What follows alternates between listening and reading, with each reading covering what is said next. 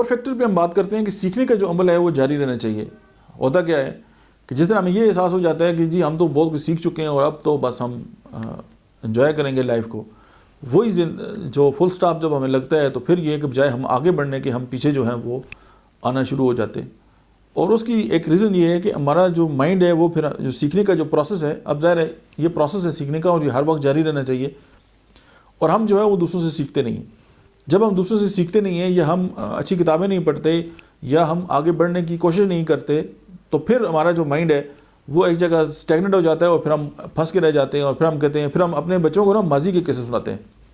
اور واصف علی واصف لکھتے ہیں کہ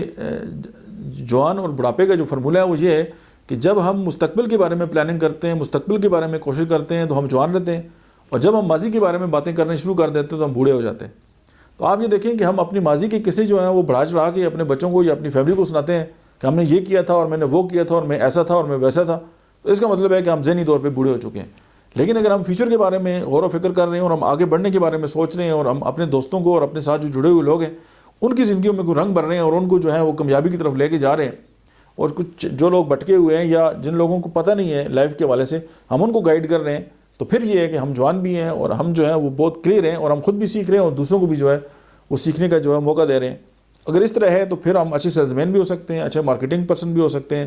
اچھے بیمہ ایجنٹ بھی ہو سکتے ہیں, اچھے ڈاکٹر بھی ہو سکتے ہیں, اچھے انجینئر بھی ہو سکتے ہیں اور اچھے انسان بھی ہو سکتے ہیں.